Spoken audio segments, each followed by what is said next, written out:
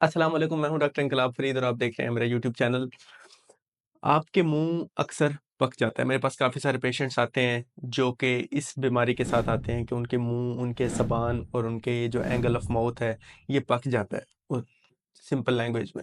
और इसको वो काफ़ी एंटीबायोटिक्स ले चुके होते हैं, बल्कि ले रहे होते हैं, लेकिन उससे भी आराम नहीं आता।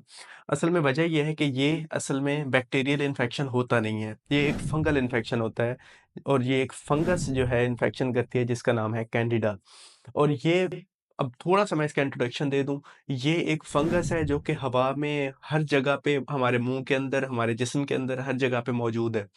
लेकिन अब सवाल ये पैदा होता है कि हमें ये इन्फेक्शन क्यों नहीं करती अगर मौजूद है तो?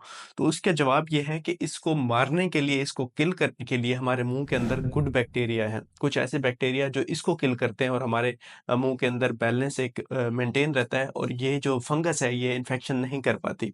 अब वो किसी भी वजह से अगर बैक्टीरियल काउंट जो है, जो गुड बैक्टीरिया हैं वो ख़त्म हो जाएँ या हमारी जो इम्यूनिटी है, जो हमारा इम्यून सिस्टम है वो कंप्रोमाइज़ हो जाए, तो जिसके नतीजे में ये फंगस ओवरटेक कर लेती है, डोमिनेट कर लेती है और इन्फेक्शन पैदा करती है। ज़्यादातर सिचुएशन में हमारे पास जब पेशेंट आता है वो इस वजह से इस बीमारी का शिकार होते हैं कि वो या तो बहुत छोटे बच्चे होते हैं क्योंकि बच्चों में ये ज़्यादा होता है, कमज़ोर ज़्यादा होते हैं बच्चे, इम्यूनिटी इतनी ज़्यादा नहीं होती। बड़ों में ये तब देखा जाता है जब वो बहुत अरसे के लिए बहुत ज़्यादा ब्रॉड स्पेक्ट्रम एंटीबायोटिक लें, किसी भी वजह से हो सकता है वो ले रहे हों, उनको कोई भी प्रॉब्लम हो, ऐसा कोई इन्फेक्शन हो जिसके लिए एंटीबायोटिक अगर 1 महीने से ज़्यादा चल रही हों, तो उनमें ये ज़्यादा चांसेस होता है और ये देखा गया है कि उनके अंदर ये ज़्यादा इन्फेक्शन हो जाता है। अब इसमें ये कहाँ-कहाँ इन्फेक्शन कर सकता है, एंगल ऑफ माउथ पे कर सकता है, ज़ुबान पे ज़्यादातर, चीक्स पे, अंदर वाली साइड से कर सकता है।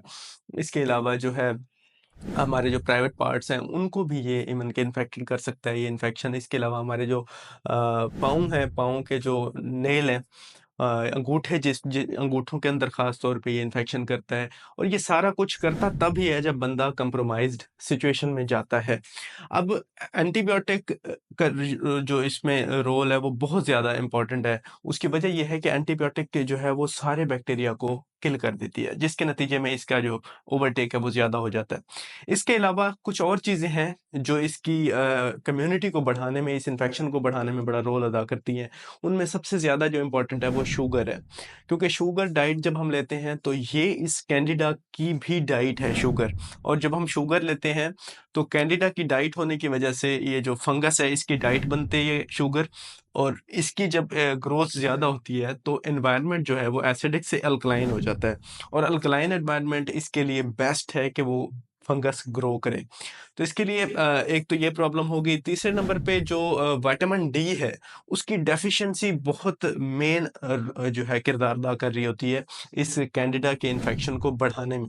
और उसकी वजह ये है कि जो विटामिन डी है, उसको पहले भी मैं वीडियोज़ में डिस्कस कर चुका हूँ कि वो एक एंटीबायोटिक के तौर पे बायोटिक के तौर पे एक्ट करता है और वो हमारे मुँह के अंदर मौजूद इन्फेक्शंस को बचाता है, जो विटामिन डी है नेचुरली तौर पे। और जो फंगस है, इस पे इसका ये इफ़ेक्ट है कि फंगस के जो कुछ हाइफ़ी होते हैं, तो वो उन हाइफ़ी को किल कर देता है ये जो विटामिन डी है। और इसके अलावा जो इसकी कॉलोनी बनती है जो फंगस है उसकी उसकी कॉलोनी को डिसरप्ट करता है विटामिन डी और इसकी ग्रोथ नहीं होने देता विटामिन डी। तो इसलिए अगर आपको ये फंगस का इन्फेक्शन है, तो सबसे पहले तो इसकी जो हम ट्रीटमेंट करेंगे वो कुछ स्टेप्स में करेंगे। सबसे पहला स्टेप ये कि जो चीज़ें इसकी ग्रोथ को बढ़ावा दे रही हैं, हमने उनको ख़त्म करना है। अगर एंटीबायोटिक चल रही है तो उसको ख़त्म करें या उसको अल्टरनेट पे लेके आएँ, स्पेसिफिक पे लेके आएँ, क्योंकि एंटीबायोटिक हमेशा कल्चर एंड सेंसिटिविटी करा के फिर इतने अरसे के लिए यूज़ होनी चाहिए। जब हम ब्रॉड स्पेक्ट्रम एंटीबायोटिक इतने अरसे के लिए देते हैं, तो उसके नतीजे में क्या होता है कि सारे हमारे गुड बैक्टीरिया भी किल हो जाते हैं। तो कल्चर एंड सेंसिटिविटी करा के स्पेसिफिक जो बैक्टीरिया है, सिर्फ़ उसके लिए स्पेसिफिक एंटीबायोटिक देनी चाहिए ताकि बाकी बैक्टीरिया हमारे सेफ रहें। इसके अलावा आपने शुगर का जो इंटेक है उसको कम से कम करना है। शुगर अगर बहुत ज़्यादा ले रहे हैं आपके खाने में, आपके चाय में, आपके हर चीज़ में और जो कोल्ड ड्रिंक्स है इनका सारा यूज़, क्योंकि शुगर इंटेक आपकी इम्यूनिटी को कम करेगा। इसके अलावा जो शुगर है, आपकी जो हाइफ़ी की ग्रोथ है, उनकी फंगस की जो ग्रोथ है उसको बढ़ा देता है। तो जिसके नतीजे में आपकी ओवरऑल इम्यूनिटी लो होने की वजह से और इसकी ग्रोथ ज़्यादा होने की वजह से फंगल इन्फेक्शन बहुत ज़्यादा बढ़ जाते हैं। तीसरे नंबर पे आपने क्या करना है, विटामिन डी की टैबलेट लें। काफ़ी सारे आपके ब्रांड नेम के साथ टैबलेट्स मिल जाती हैं, टैबलेट की फ़ॉर्म में आप ले सकते हैं विटामिन डी, या आप इंजेक्शन की फ़ॉर्म में ले सकते हैं। इंजेक्शन इस तरह होता है कि आप उसको दूध के अंदर मिक्स करके पी सकते हैं, उसका इफ़ेक्ट थोड़ा ज़्यादा अच्छा आ जाता है।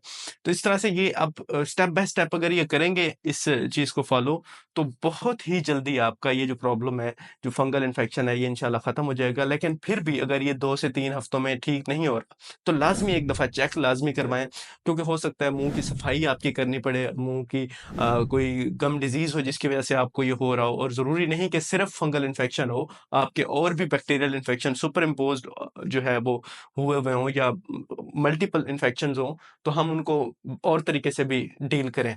क्योंकि ज़रूरी नहीं कि सिर्फ़ फंगल इन्फेक्शन है, लेकिन अगर सिर्फ़ फंगल इन्फेक्शन है और आपको वाक़ई पता है कि सिर्फ़ इसकी कोई ख़ास वजह है, जिस तरह एंटीबायोटिक यूज़ अगर आपने बहुत ज़्यादा कर दिया है, या इसके अलावा कुछ और भी मेडिसिन है, प्रेडनिसोलोन है, जिस तरह से ये आपकी जो इम्यूनिटी को कम करने वाली जो दवाइयाँ हैं, उनसे भी आपके फंगल इन्फेक्शन बढ़ जाता है। इसलिए इसके अलावा अगर कोई आपने ट्रांसप्लांट करवाया है किसी आर्गन का, तो उसकी वजह से भी वो आपको इम्यूनोसप्रेसेंट्स देते हैं, जो आपकी इम्यूनिटी को कम करते हैं, तो जिसके नतीजे में हो सकता है कि आपकी ये फंगल इन्फेक्शन होना शुरू हो जाए। या ओवरऑल जनरली जब आप वीक होते हैं, मेल न्यूट्रिटेड होते हैं, आपका जो एचबी लेवल है, जो हीमोग्लोबिन लेवल है, वो फॉल करता है, तो फिर भी आप इस चीज़ के रिस्क पे हो जाते हैं कि आपकी जो फंगल इन्फेक्शन है, वो बढ़ जाए। तो इसलिए वजह का देखना बहुत ज़रूरी है, लेकिन ओवरऑल उस वजह को पहले हम ट्रीट करेंगे, फिर हम विटामिन डी देंगे, तो उसके नतीजे में आपका ये प्रॉब्लम इंशाल्लाह दोबारा नहीं होगा। उम्मीद है ये वीडियो आपको पसंद आई होगी, अगर अच्छी लगी है तो आप ज़रूर शेयर करें और मेरे चैनल को सब्सक्राइब करें। आप सबका बहुत-बहुत शुक्रिया। Thank you.